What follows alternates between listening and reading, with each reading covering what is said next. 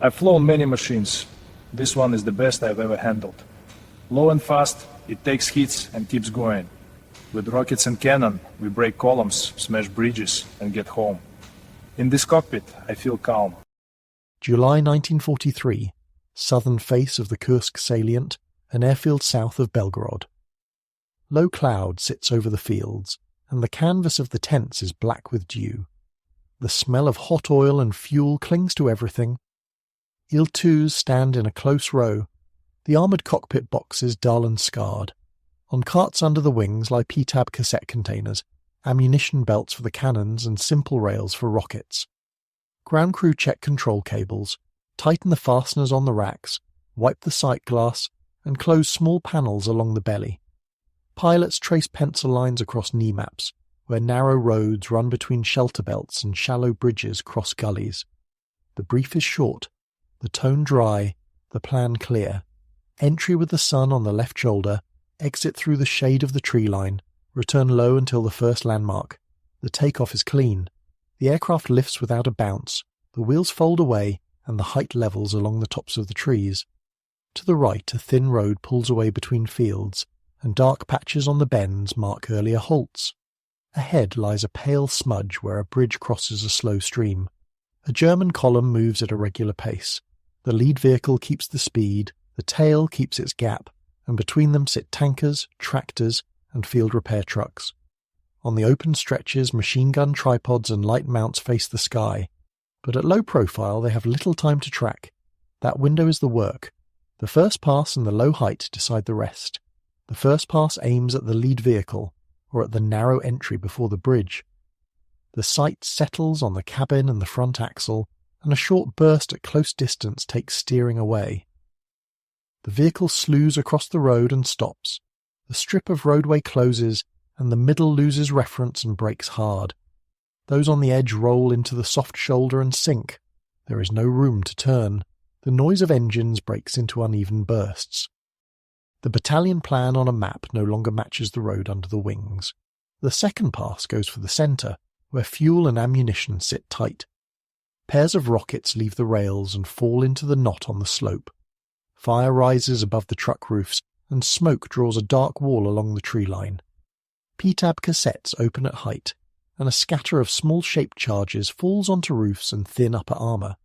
Close spacing means more than one hit per vehicle. Those who slip into the ditch lose motion and block the gutter. Visibility drops, but the dials stay clear, the height rides the crowns of the trees, and the exit is a shallow S-turn with no long straight after release. On the verges lie dropped trailers. Fresh shrapnel marks show on the left sides of several trucks. Near the bridge, the flame winds over the wind. The third pass cleans the tail and the parts that hold any chance of recovery. Tractors with workshops and radio trucks become priority. A run across cabins and engine lids stops repair before it starts, and short drops on the bridge approach keep single vehicles from slipping through the choke point. The gunner watches the rear sector and counts the flashes in his head. Light pieces in truck beds swing late. Angles are never right when the attack comes out of the tree line. In a sector like this, delay means risk. No one pulls along straight, and climb waits until the aircraft crosses the strip of trees and reaches open ground. By midday, the enemy changes positions and habits. Light guns move closer to the choke points, camouflage nets go up at bridgeheads, and dummy shapes made of barrels and canvas stand where tankers stood in the morning. Drivers widen gaps, tankers try to live under the trees, and machines cross one by one where the road narrows. These measures help against a single blow, and still they cost time. The route stretches, the span of any bridge accepts fewer axles per minute, and hidden delay grows into a visible jam on the approach slopes. The map in a rear office draws clean arrows by the hour, but the road writes another story in mud and exhaust. The airfield works for repeat sorties. Landing roll is short, chocks go in, and carts with fresh cassettes slide under the wings. Ground crew pull splinters from the wing edges, replace dented panels, and check struts and pressure. The pilot drinks water, marks changes in flak and smoke on the map, shifts the line of entry by a few hundred metres, and keeps the brief flat. Cycle time between takeoff and landing matters more than any count of wrecks. The second, and sometimes the third, sortie of the day folds into the same logic. Return, rearm, return again if weather and fuel allow. Work at treetop level looks simple from the ground, but the crosswind bumps the wing, and heat shimmer hides the far edge of the bend. The motor note sits in the bones. The sight ring drifts across hood and cabin glass, and it must be held steady against bumps and smoke. The crew listen for the rhythm of tracers, and the eyes hunt for the dark shine of a tanker parked too close to the middle.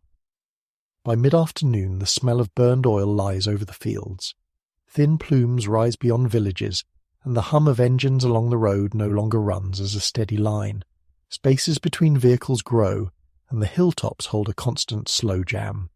The day builds a picture that does not need claims. On the approach to a bridge sit 2 burned trucks, and the gap in front of them is full of stalled machines. The ditch holds half-buried trailers with tarps half torn off. A repair truck stands with the hood open and no one near it. On the bends, dark stains widen where tracks spun and cut the clay. By evening the air cools, the landing lights look bright against the damp strip, and IL-2s come in one by one. They taxi past carts and toolboxes, crews climb down stiff and quiet, and mechanics check the racks for the morning, tying canvas over access hatches. In this sector, the road does not move as a line anymore. It moves as a set of short, uncertain pushes. For a few days in early July, that is enough to change what the front can do tomorrow. July 1943, the line bends north toward Orel, and the fields run in long, shallow waves. The weather clears after noon, the ceiling lifts, and heat tremors hang over the dirt roads. The squadron flies low from the south, slipping along the seam where the tree line meets open ground. The map shows a narrow bridge beyond a small village, and a second crossing on a farm track that cuts the corner. These are the only fast exits off the ridge, and traffic noise carries upwind in uneven bursts, which means the column is climbing and slowing. That is the place to open the road. The leading pair takes the left side of the approach, using the shadow of the trees to mask the last seconds. The wingman watches the right verge and the fields beyond it, checking for light pieces set back from the shoulder.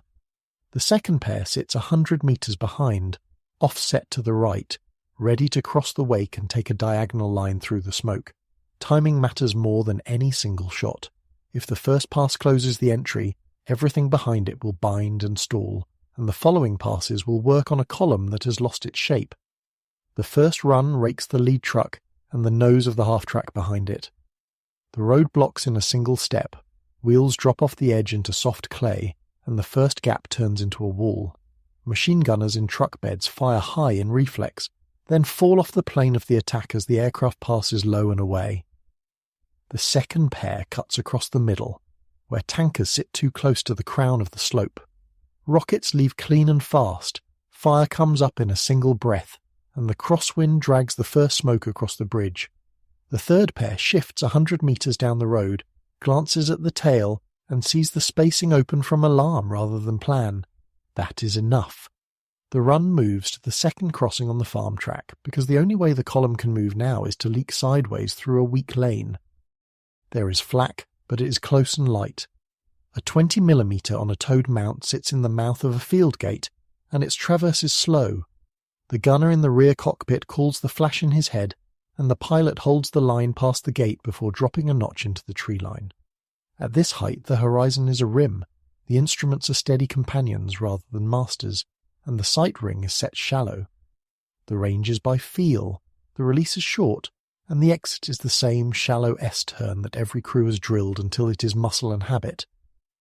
By mid-afternoon, the farm track is a jam of its own. The bridge there is narrower, the approaches are worse, and one truck nose down in the ditch turns the lane into a funnel that eats time. Behind the main road, a low-rise hides a small park of workshop trucks and trailers with spares. The squadron shifts target and hits the park, because repair is movement in disguise, and killing repair is the same as killing distance on a map. Short bursts into engine lids and cabin glass, a brief scatter of PTAB across the tightest corner of the park, and the place goes silent under its own smoke. When the wind lifts the curtain, nothing there looks in a hurry. The enemy adapts. Drivers widen intervals and try to keep one vehicle length clear in front and behind. Tankers park under fruit trees on the edges of farm plots. Light guns move into village streets, where lines of sight are short and angles are bad for a fast run. Camouflage nets go up over bridgeheads, and a pair of dummies sits on an empty hard stand to draw rockets. The answer is not a new trick. It is a change of pace and entry. Late light down the valley hides a low approach better than noon sun, and a crosswind entry from the less expected side puts flat crews a half-second behind the turn. The pattern shifts a few hundred metres each sortie, and repetition teaches more than any lecture. On the ground, the proof is small but constant. Black arcs of rubber mark the places where drivers braked too late. Sharp gouges cut the shoulders where heavy wheels slid off and bit into wet clay. The bridge planks show fresh scars where an axle hit and bounced. Oil stains widen in irregular pools below the slope. A cable reel lies on its side near the second crossing, with the cable pulled taut across the ditch and into the weeds. Nothing here looks staged. Everything looks interrupted. The crews feel the work in the back and the hands. Low flight at summer noon throws heat up from the fields, and the prop wash shivers through the leaves as they pass. The motor note sits behind the ribs. The sight picture is a narrow stripe between trunks and fence posts, and the brain edits out everything that is not target or exit. The gunner watches the rear quarter and reads the line of tracer, learning the rhythm of crews that are new to their mounts and crews that are not. The difference is in the steadiness of the stream and in how long it takes them to swing through dead space. The talk on the ground stays short. Maps take blunt pencil circles around the places where the column must narrow. Tomorrow it will be the same roads and the same circles with a few moved and a few crossed out. By the end of the day, the main road does not carry a clean flow. It carries pulses, 100 metres of motion, then a stop, then another short push. Villagers stand in doorways and watch smoke lift from the approaches. A tractor sits half hidden in a barnyard with a broken wheel. On a corner, 2 men in field grey lever track back onto a bogie with iron bars, and the work is slow and careful in a way that does not belong to a retreat.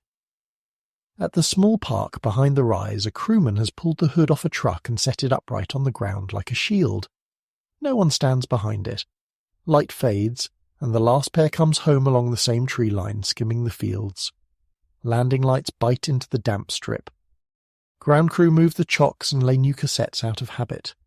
The smell of scorched paint hangs over the ramp. A mechanic finds a shard in the trailing edge and drops it in a tin tray with a soft ring. The day is counted not by wrecks, but by the kilometres that did not get covered on the opposite side. The next morning the same roads will carry the same load, but they will start later, arrive later, and bunch up sooner at the choke points. That is how the work measures out, and that is why the map in a rear office begins to look wrong, even when its lines are straight and neat. Autumn 1943, the Dnieper runs wide and brown, and mists its low over reed beds at dawn. The West Bank rises in bluffs and broken terraces. Villages cling to the high ground, while ferries and makeshift bridges work below the line of sight. The air smells of wet rope, pitch, and fuel.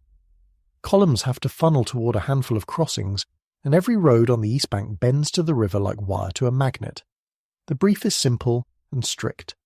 Find the approaches, break the rhythm, and make any crossing pay in time rather than distance. Take-off comes in the first clear light, when the fog loosens over the water but still holds in the hollows.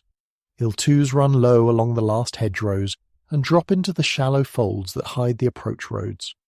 The map shows a pontoon lane tied to a sandbar, a ferry a few hundred metres upstream, and a narrow timber bridge under the shoulder of a chalk bluff. All three pull traffic from the same net of tracks, and none can carry a steady flow. The squadron steps in as pairs, spaced by a breath, keeping the sun just off the left wing. The first pass does not aim at the span, it aims at the mouth of the lane where wheels must line up and commit. The sight ring settles on a lead truck and the axle of the one behind it. A short burst at close range, and the lane clogs in a single motion. Drivers swing off into soft bank and sink. Pontoon crews wave and try to clear the lip, but the geometry is against them, and every shove takes another minute. The second pair drops rockets at the foot of the bluff road where switchbacks stack vehicles into a tight comb. Fire comes up, and the crosswind carries smoke along the face of the chalk. The third pair lays a short scatter of pub over the densest knot just short of the timber bridge. Thin roofs and upper decks take the hits, and engines go still under the leaves of the trees that seemed safe an hour ago. Flak is present but tangled in riverwork. A 20mm sits on a raft with a coil of cable at its feet, and the traverse is slow. Another gun is dug into the ferry ramp with sandbags, and the line of fire points up the river rather than at the field edge. The rear gunner calls flashes as a sequence, not as panic. The pilot holds the line, rides the bumps in the river wind, and drops into the shadow on exit. The S-turn is short. The power comes on only when the belly crosses the riprap and the wing clears the slope. At this height the water fills half the canopy, and the horizon is a thin bar above it. The instruments are calm even when the air is not. By mid-morning the crossings wear their damage on the surface. The pontoon lane is intact, yet blocked by 2 trucks that took the angle wrong and now sit diagonally with axles jammed against the planks. The ferry has its deck empty and its cable tight, but a burned tanker on the ramp holds the next load back. The timber bridge is sound, though the approach is a mass of stalled vehicles and abandoned trailers, and a tarped load has rolled into the weeds. Drivers widen gaps and hide under willow crowns. Bridge guards throw camouflage nets over the heads and plant a pair of dummies in clear view to pull rockets. None of it fixes the shape of the ground or the pull of the river. All of it costs minutes. The squadron shifts target a few hundred meters inland because repair and refuel live off the river and feed the crossing from behind. A grove hides a fuel dump with drums laid in a shallow square, and a repair park sits in a chalk pit with a crane arm propped against a knocked-out half-track. The approach is straight and quiet. Cannons walk across engine lids and cabins. A tight string of rockets cuts the line of parked tractors. A small scatter of PTAB falls over the densest corner of the dump and punctures the drums under their own shadows. The flames do not run high. They run low and thick, and they lay smoke across the only flat stretch of track for a kilometre. When the crews return to the river mouth, the ramps are still there, but the queue is longer and the movement choppy. The enemy adapts through the afternoon. Light guns move to the lip of the bluff, set back a few metres, where angles bite and the approach lines are not so clean. Ferry crews rig smoke pots, and a line of grey drifts across the shallows. Traffic officers post men at the bends with flags and batons to meter the entry by tens rather than by streams. The answer is not heroics. It is angle, timing, and patience. Entries come with the wind rather than against it, so smoke works as a curtain rather than as a shield. Passes offset across the sun so the glare steals a second at the critical turn. The pattern slides 50 metres one sortie, 100 the next, and the habit of variation denies crews the comfort of rehearsal. Ground signs tell the story without a report. Bridge planks show fresh white scars where metal hit wood and bounced. The pontoon surface gleams with a skin of oil that was not there at dawn. The ferry ramp has gouges worn into the clay where a winch line dug and slipped. In the trees above the chalk pit hang ragged strips of tarp and a torn sleeve from a driver's greatcoat. Near the grove a drum has split and bled into sand, and the stain spreads in fingers through the grass. On the high road a tractor sits crosswise with its hood open and no one beside it. A reel of cable lies undone up the slope, and the end snakes into the water. The crews come home in the late light, low along the bends with engines running even and hot. Landing lights cut the damp air. Chocks go under the wheels. Carts with fresh cassettes stand ready. Mechanics pull splinters from the trailing edges and wipe the sight glass clean. On the map the pencil marks on the approaches grow dense, and a new circle appears around the grove and the chalk pit. The count is not in wrecks. It is in the hours that did not get across the river, and in the loads that did not clear the bluffs. The Dnieper stays in place. The work measures out in minutes stolen from it, one approach and one smoke trail at a time. Winter 1943 brings a change that crews have argued for since the first loss reports. Early IL-2s go out with a single seat and an empty arc behind the canopy. The aircraft can take hits in the front quarter, but the exit path is exposed. Fighters slide in low from the rear and hold the sight picture as the attack aircraft runs straight to clear the target. Field units improvise shields, string handrails, and bolt jury rigs to the spine. None of it is enough. The gap is structural, so the fix must be structural. The factory answer arrives as a second cockpit and a flex mount for a heavy machine gun, with a partial shield and a simple blister of canopy. The profile looks different at once. The rear fuselage is cut down, the gunner sits high enough to see over the tail, and the turtleback is gone. Weight goes up, yet the trade is accepted, because survivability on exit is as real as armour on entry. Crews call the new pattern IL-2M. In practice, the letter matters less than the fact that the rear quarter is no longer a hunting lane. Tactics change on the first day. The run is the same low approach, the same short release, the same shallow S turn to leave the flak envelope. What changes is the last second before the bend and the first second after it. The pilot no longer commits to a blind straight that invites a settling shot from behind. The gunner watches the rear cone, reads tracer as rhythm rather than as panic, and calls drift and angle with the calm of someone who can answer fire with fire. The aircraft does not turn into a turret ship. It turns into a crude tool that can deny the clean finish that an attacker needs to make a kill. Spacing between aircraft in a pair tightens by a small but important margin. The wingman does not sit far out for show. He sits where his arc overlaps the lead aircraft's rear quarter, and the two shapes move with the same minor rolls that make their exits unpredictable. A second pair sits behind an offset, close enough to see the first pair's egress line, and far enough to choose another seam if flak has learned the timing. The formation is not a parade. It is a chain of short tasks in which each roll guards the next piece of time. Radio discipline improves because it has to. Calls shrink to single words that carry agreed meaning. Sun left confirms the plan for entry. Clean marks an exit vector without flak in it. Tight means close spacing through a known gate. Long means someone has drifted into a straight that lasts a beat too many. The rest of the work lives in habit rather than words. Habit keeps the S-turn shallow. Habit keeps the power change smooth enough to hold the sight ring steady. Habit keeps the nose low until the tree line is behind the wing. The gun mount and the extra seat change maintenance as well as flight.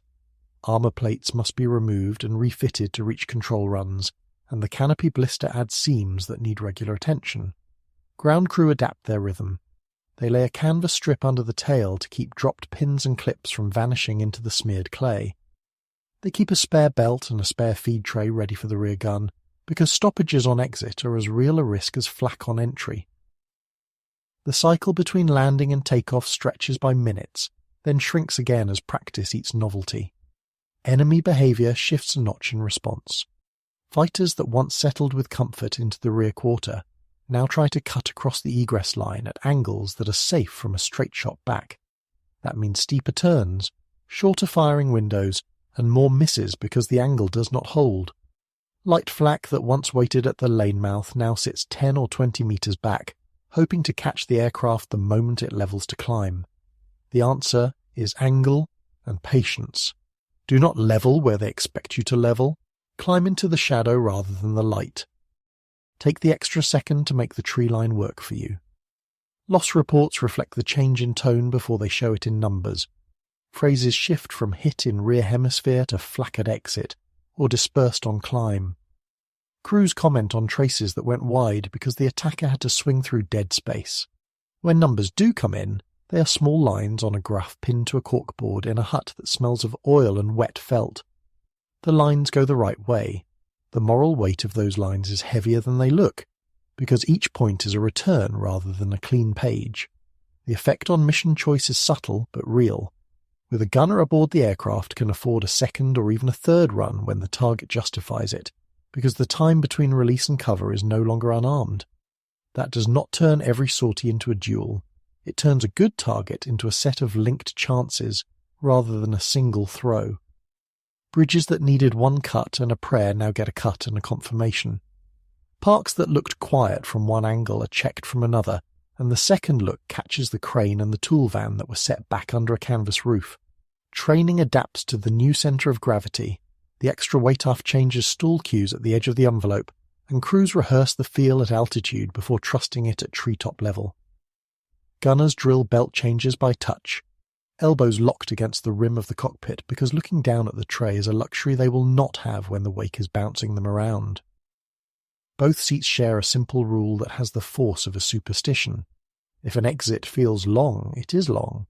If it is long, change it. By spring, the pattern is second nature. A low entry under smoke or along a hedge. A brief strike at the point that makes the most time bleed out of the road. A shallow S whose first half lives on instinct and whose second half lives under the gunner's eyes. A climb only when the wing clears the last line of trees and the angles behind are bad for anyone who tries to follow. A radio that stays quiet except when one word says more than a sentence. Crews step down from aircraft with the look of men who have done a hard job in the way it should be done. Ground crew lift the rear canopy with hands that know every hinge. The day feels less like a gamble and more like a craft. Nothing here makes the IL-2 a fighter. The aircraft remains what it is, a low tool built to break roads, bridges and parked repair. The difference is that it now carries its own rear guard. It leaves fewer straight lines in the air for others to use. It buys itself seconds in places where seconds cost less than lives. That is what the second seat was meant to do, and on the days when weather, fuel and fatigue cooperate, it does it well. June-July 1944, Belarus. Operation Bagration opens with rain on the leaves and dust in the roads. The front is wide, the forests are deep, and the German centre group begins to move whether it wants to or not. Columns slide off secondary lines toward junctions that still work, while staff cars hunt for bridges that are not yet on any demolition list. The map on the table shows clean arrows. The ground under the wing shows traffic that climbs, halts, and climbs again. IL-2 regiments get a simple task with a hard edge. Find the places where distance turns into time and make that turn expensive. Morning sorties go first for rail. Not the span of the bridge itself, which is hard and famous, but the throats and loops that feed it. A junction east of Borisov has 4 lines, a fan of sidings and a yard of low sheds. From altitude it looks like a hand spread flat. From treetop height it looks like a set of ribs that will break if struck in the same spot twice. Pairs work the pattern. One lays cannon down the line of parked flats and open wagons. The second walks rockets across the throat where points and levers sit in the open. A third pair drops a tight scatter of PTAB along the densest line of roofs. The yard does not vanish. It becomes a tangle, and a tangle eats hours. By noon the work slides from rail to road. Withdrawal orders have caught up with men and machines that still hope for a lane west. The main Minsk-Orsha road carries everything at once. Trucks with unit markings half painted over, tractors with guns whose crews look back more than forward, small repair parks that try to move like convoys and move like workshops on wheels. The lead pair takes the shade along a belt of birch, then cuts left to put the sun at the pilot's left shoulder. Sight rings are set shallow. Release points are short. The first pass closes the entry to a small bridge with a burst across the grill of a lead truck. The second pass throws rockets into the crown of a hill where spacing is tight. The third lays a short string of PTAB over hoods that shine dark among the trees. Flak is present, but it is spread thin by the size of the retreat. A 20mm sits back from a crossroads, under a tree that drops sap on the mount. It pivots late and fires high as the aircraft leaves the bend and falls into the ez of the exit. Another gun squats in a farmyard behind a brick wall, and its first rounds chip masonry before they reach air. Rear gunners call flashes and angles with voices that never rise. Pilots keep the habit lines. No long straight after release. No climb where eyes expect to climb. Power comes up when the wing clears the last rank of trunks, not before. In the afternoon, the unit circles deeper targets. A bridge at the Berezina carries traffic in pulses. The span holds, but the approaches are tired. Trucks sit on the slope with radiators steaming, and the roadbed shows fresh white scratches where rims scraped in panic. Smoke pots burn at the head, grey and wet, and a detail waves flags to meter the entry by tens. A pair works the upstream approach and kills the first 2 vehicles that fit the lane. A second pair rakes the crown of the slope. A third drops a handful of PTAB over a lay-by where 3 tankers wait in a tight triangle. The smoke thickens. It is a curtain rather than a shield. When wind moves it, the shape of the jam has not improved. Repair and fuel sit back from the road, where trees hide the colour of drums and the silhouettes of cranes. A chalk pit contains a row of tractors with tarps pulled to their axles. A low grove hides a triangle of tanks and pumps that smell of pitch, petrol and warm metal. The approach is quiet. Cannons walk across engine lids and cabin glass. A tight pair of rockets cuts the line of tractors. PTAB falls where the tarps sag darkest. Flames do not leap. They crawl and spread, and the air turns brown with heavy smoke that clings at hedge height. When the aircraft return to the main road, the line has not moved far. Enemy adaptation is practical but late. Drivers widen gaps and push vehicles under trees where branches scrape roofs and scratch paint. Light guns sit back from gates rather than at them, and crews set dummy shapes where an eager pilot might waste a pass. Camouflage nets go up over bridgeheads and yard throats. Traffic officers post men with batons to break the stream into counted tens. None of it rebuilds the lost hours. All of it costs more of them. The route stretches. The number of axles a bridge can pass per minute falls. The slope to the span holds a standing, breathing wall. Radio stays short. Words are single and agreed. Sun left. Clean. Tight. Long. The rest is habit and nerve. Habit keeps the S-turn shallow and honest. Nerve keeps the sight ring steady against bumps and heat shimmer that make an open road look like water. Ground crew build their own rhythm. Chocks under wheels, canvas over racks, splinters out of trailing edges, pressure checked in the struts. A tin tray rings when a shard falls into it. Carts with fresh cassettes line the wing roots, and belts lie coiled like dull snakes under a rag. By week's end the signs are everywhere. At a junction the points are jammed under a wagon that burned where it was. A loop line is blocked by 3 flats that jumped the rail when men tried to move them by hand.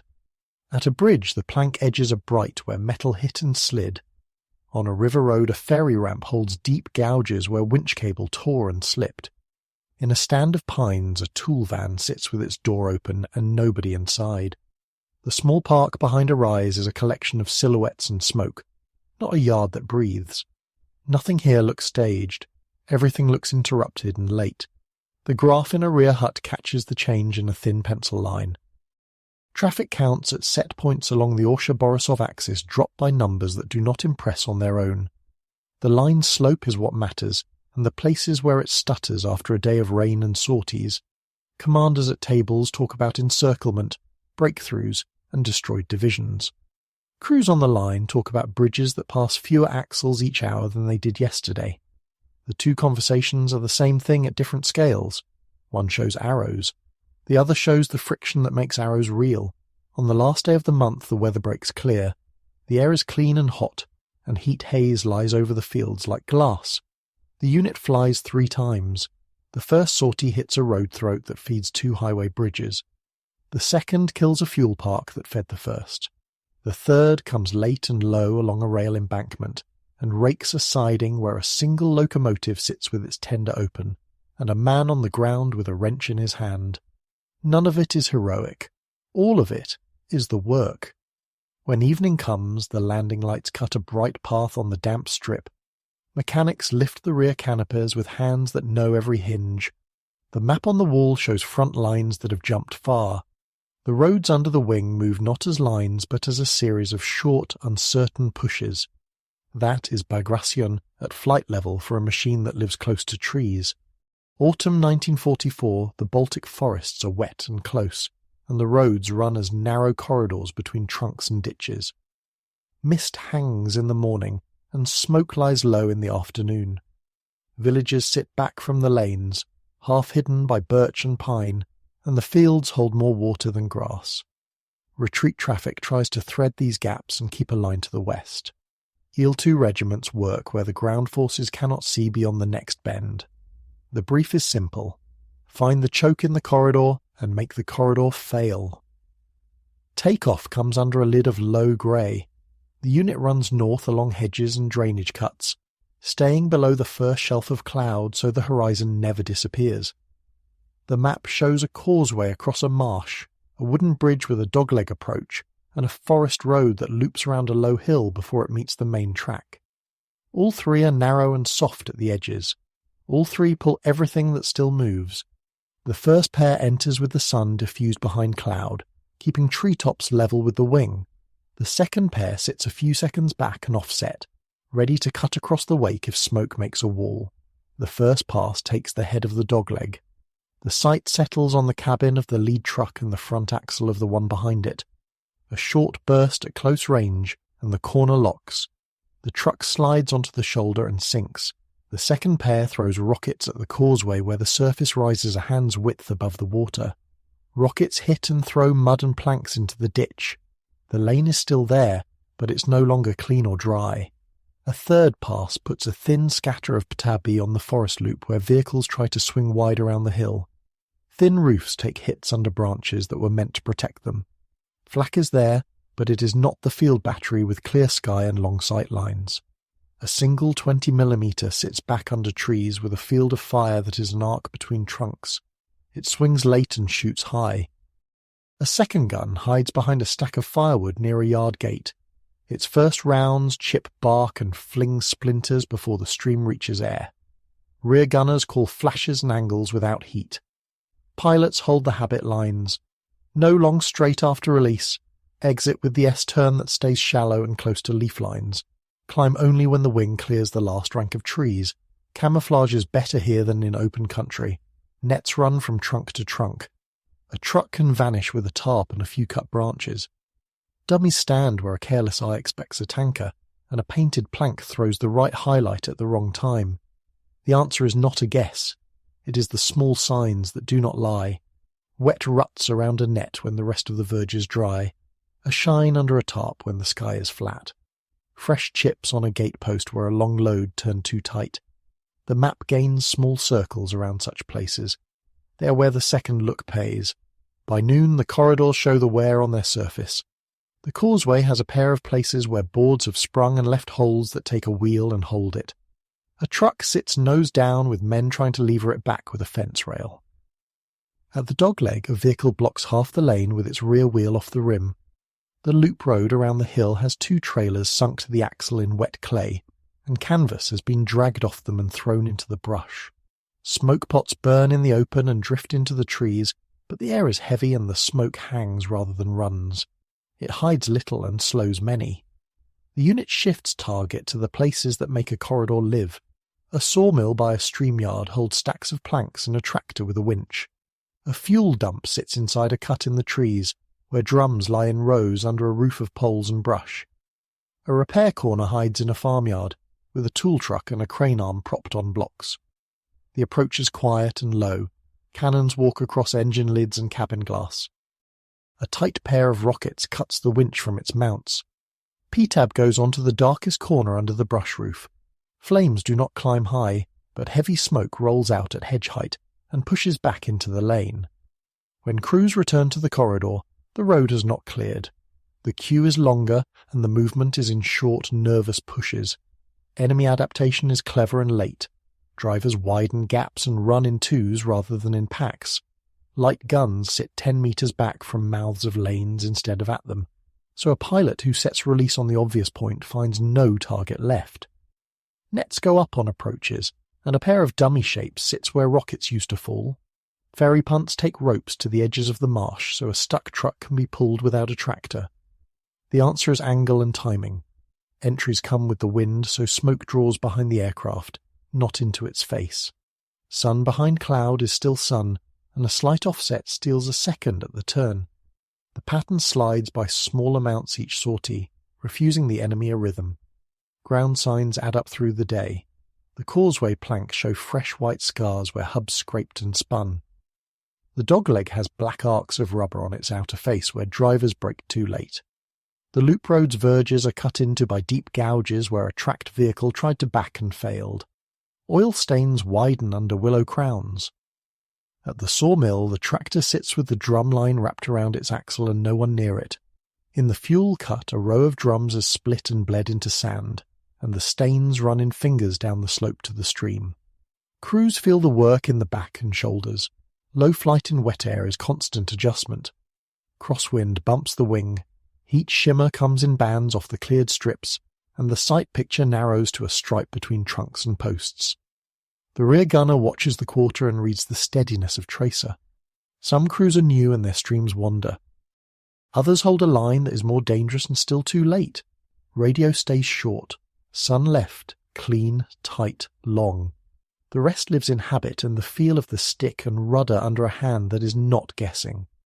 By evening the light goes amber and flat. Landing comes along the same tree edge, with wheels touching a damp strip that smells of clay and cut grass. Chocks go in, carts roll to the wing roots, and canvas covers go up over the racks. Mechanics pull small shards from trailing edges and drop them in a tin tray that rings once and then goes quiet. On the map a pencil adds small crosses on the causeway, the dogleg, and the loop road. None of these places is famous.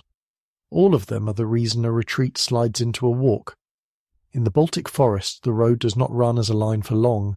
It runs as a series of narrow choices, each one slow, each one a place where an aircraft that lives near trees can make minutes heavier than kilometres. Winter-spring 1945, East Prussia to the Oder. The air is cold and clean, the light thin, and the roads carry more carts than trucks. Villages sit low behind windbreaks of bare poplar. Rail lines run in shallow cuts across frozen fields, and bridges wear fresh scars where charges did not fire or fired late. The front no longer crawls. It moves in hard steps, and each step needs roads that can live a day longer. IL-2 regiments fly so close to the ground that frost patterns on stream ice are visible from the cockpit. The brief is the same and sharper. Find the places where repair gathers, and take away the tools that make distance happen. Morning sorties start while fog still lies in the low places. Engines warm slow in the cold, and mechanics wrap hands in oily rags while they pull covers and bleed air from lines. The aircraft roll with a rough hiss from the tyres on hard snow. Takeoff is quick and flat, and climb stops at the height where treetops brush the slipstream. The first target is not a span or a famous station. It is a park of vehicles with tarps drawn tight, and a crane arm braced against a timber brace, 300 metres off the main road in a shelter belt of spruce. Cannons walk across engine lids, rockets cut the row of tractors, PTAB falls where canvas sags darkest. Fire is slow and heavy in this weather, more smoke than flame, and that smoke drifts out and lays across the approach to the next bend in the road. Flak is sharper here than a year before. 20mm sit back from gates rather than at them. A single 30mm has found a level place behind a manure wall with a field of fire that clips the exit lane. The rear gunner calls the flash as a count, not a shout. The pilot holds the shallow S and refuses a long straight. Power comes on only when the wing clears the last line of trunks and the angles behind go bad for anyone who tries to follow. On clear days, fighters make passes at the egress, but angles are tight at hedge height, and windows are short. The gun in the back is not a shield. It is a reason the exit lasts half a second less, and half a second is weight in this air. By midday, the work bends toward bridges that still carry traffic in pulses. A span over a side channel of the Vistula holds, but the approach slope is white with scuffs, where metal hit wood and slid. Drivers meter entry by flag and hand, and the stream runs in tens rather than as a line. A pair of aircraft closes the mouth of the lane with a short burst across a lead truck. The next pair rakes the crown of the slope where spacing is tightest, and the third lays PTAB over a turnout used as a lay-by for tankers. Smoke pots make grey slabs that crawl along the ground. The wind shifts and turns them into curtains rather than shields. When the smoke lifts, the shape of the jam has not improved. It rarely does. The unit flies again after a brief turn. Ground crew work in a rhythm learned across years and seasons. Chocks in, cowl latches open, panels off, splinters out, rails checked, cassettes hung, fuel in, cold fingers under warm metal. A bent panel goes into a pile, and a straight one goes back on with a new line of rivet heads bright against dull paint. A tin tray rings when a shard falls into it. The cycle between wheels down and wheels up looks shorter in a notebook than in the blood, yet it is short enough to make a second and sometimes a third pass at the same corridor before dusk. Road signs of the day add up faster than any radio count. At a bend, a half-track sits with its idler off, and a man crouches by a hub with a hammer in his hand. The ditch holds 2 trailers pulled nose to tail into the willows where the ground looked hard and was not. A repair truck has its hood off and standing upright like a door and no one behind it. On a low bridge plank, edges show fresh white where steel scraped wood. Oil threads stain the hard snow on the verge. A cable reel lies on its side with the line snaking across the road and into the brush.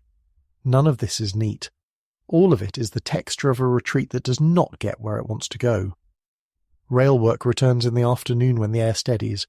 Not the span of a river bridge that everyone knows, but the throats and loops that feed it, and the sidings where flats and opens wait for a locomotive that will not come. A junction west of Winsterberg has points under open sky and levers without shelter. Pairs run the pattern. One walks cannon down a line of parked wagons. One throws rockets across the throat at the exact place where all rails must pass. A tight scatter of PTAB falls where roofs sit closest together. The yard does not vanish. It becomes a tangle, and a tangle eats hours the way frost eats paint. Adaptation on the other side is practical and late. Guns sit 10 metres back from gates, nets go up across yard heads, and a pair of dummies stands on an empty hardstand to call fire. Drivers widen gaps and try to live under trees. Ferry crews rig smoke at ramps and string cable where winches used to be. Maps in rear huts keep straight lines and neat times, yet field reports come in with words like pulses, clots, and stalled. The truth sits in small things. Fresh gouges on a verge where a driver tried to back and failed. A plank broken where a wheel bounced and dropped through. A smear of tar where a drum split and bled under brush. These marks say more than any brief. Weather plays its own hand. In hard frost the air is clean, and the sight ring sits steady over glass and hood. In thaw the horizon wobbles with heat shimmer, and exhaust turns the far edge of a bend into water.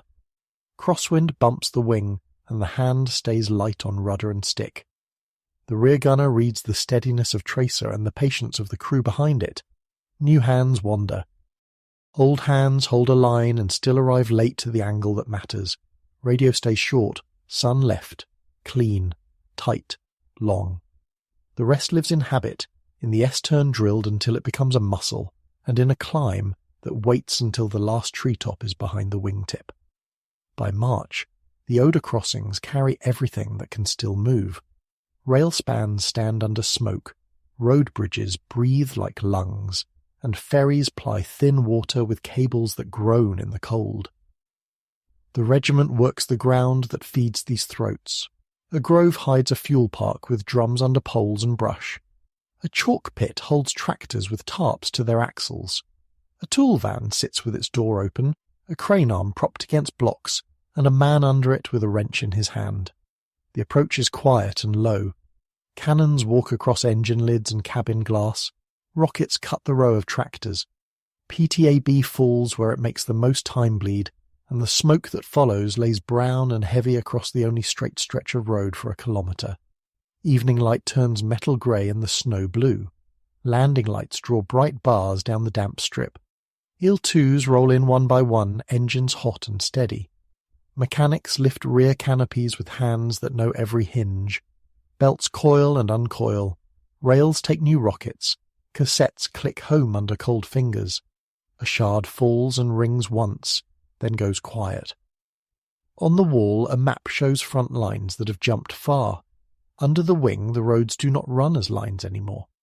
They run as short, uncertain pushes between slow places, and each slow place has a circle on a knee map and a time written next to it. That is what the machine does at tree height in the last winter of the war. It takes the tools that make movement possible, and it leaves fewer minutes for the other side to spend. Spring 1945 settles into wet fields, hard roads, and short nights. The front moves in steps rather than in lines. Bridges breathe in pulses, rail yards turn into tangles, and every map in a rear hut collects pencil circles where time goes missing. The machine that works at treetop height does not write communiques. It leaves marks in places that look ordinary at noon and different by dusk. IL-2 work is measured in minutes denied, and distances never covered, and by the end of the war those minutes and distances add up to more than any single count of wrecks. The pattern that began on the steppe survives in the forests and in the river country. Entry comes low and quiet, along hedges and drainage cuts, with the sun kept on the left shoulder when there is sun at all. Release is short. Exit is the shallow S that crews can fly half by habit, half by the feel of air on the wing. Targets are where distance turns into time, a road throat at the foot of a slope, a narrow bridge whose span is strong but whose approach is tired, a lay-by where 3 tankers wait close because the officer wants speed more than safety, a repair corner set back from the main track with a tool van under a roof of brush and a crane arm propped on blocks, a rail throat where every line must pass a set of points that sit under open sky. None of this is dramatic in a photograph. All of it decides a march. By April the enemy understands the shape of the threat and still pays the price. Light guns sit 10 metres back from gates, not at them. Camouflage nets drape heads of bridges and yard throats. Dummy shapes stand in the open to pull a careless pass. Drivers widen intervals and try to live under trees. Ferry crews rig smoke on ramps and cable across channels that used to have winches. The answer is angle, timing, and patience. Approach with the wind so smoke draws behind the aircraft. Offset across what light there is so glare steals half a second at the turn. Shift the pattern a few hundred metres each sortie so no crew on the ground rehearses the same move twice. The method is not a trick. It is a craft. Losses and survivability reflect changes learned the hard way. The rear seat and gun change the last second of an exit. Spacing in a pair tightens to protect the rear quarter. Radio calls shrink to single words. Sun left. Clean. Tight. Long. Maintenance learns the new seams. Armour plates come off and go back on with hands that know each rivet. Belts coil for the rear gun. Rails take fresh rockets. Cassettes click home. A shard falls in a tin tray and rings once. The cycle between wheels down and wheels up looks short in a notebook and long in the bones, but it remains short enough to make a second and sometimes a third sortie before dusk when fuel and weather permit. The ground tells the truth in small signs. Black arcs of rubber on the outside of a bend where drivers braked too late. Fresh white scars on bridge planks where hubs scraped and slid. Oil running in thin threads across frozen verges or bleeding into sand where a drum split under brush. A cable reel lying undone with the line snaking into weeds. A tractor with a winch whose drum line has wrapped itself around an axle. A tool van with its door open and no one behind it. These details do not crowd a claim sheet. They build a day that ends with fewer kilometres covered on the other side than the schedule promised. Rail yards change from surfaces to puzzles. The span of a famous bridge may stand under smoke, but the yards that feed it live out in the open, with levers and points where hands must work without cover. A pair walks cannon down a line of flats and opens. Another lays rockets across the throat where all rails must pass. A tight scatter of PTAB falls where roofs sit closest together. The yard does not disappear. It stops breathing in rhythm. A tangle eats hours the way frost eats paint, quietly and without a line in a bulletin. Pilots and gunners carry the work in the back and in the hands. Low flight in wet air is constant adjustment. Crosswind bumps the wing. Heat shimmer makes the far edge of a bend look like water. The sight ring drifts across hood and glass and must be held steady against smoke and bumps. The gunner reads tracer as steadiness rather than as fear. New hands wander. Old hands hold a line and still arrive late to the angle that matters. The talk on the ground stays short. Maps take blunt pencil circles around the places where a column must narrow. Tomorrow it is the same roads and the same circles, with a few moved and a few crossed out. Claims do not tell this story well. A number beside a sortie does not show the ferry ramp carved into ruts by a cable that slipped. It does not show a hill road where a truck sits across the lane with its hood up and no one near it. It does not show a park behind a hedgerow that was a workshop in the morning and a set of silhouettes in smoke by noon. The staff map in a rear office draws clean arrows with neat times.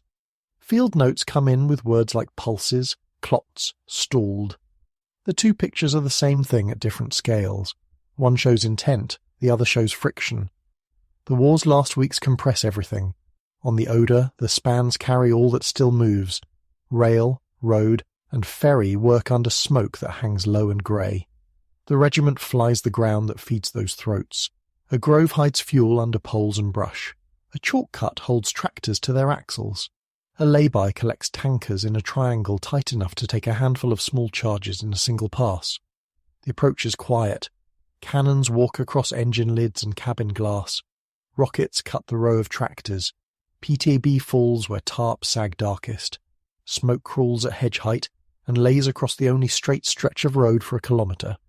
When crews come back an hour later, the span still stands and the queue is longer. The end is not a single day or a single run. It is a habit that has become part of the front. Mechanics lift rear canopies with hands that know every hinge. Belts coil and uncoil. Rails take new rockets. Cassettes click home. The smell of scorched paint sits over the ramp. Crews step down, stiff and quiet. A pencil adds crosses on a map where a causeway sank or a dogleg corner locked. None of those crosses is famous. All of them make a retreat slow and a pursuit faster. In a clear sky, the machine is still what it was on the first day it flew low between trees. It is not a duelist. It is a tool built to break roads, bridges, yards, and the small places where repair turns into movement.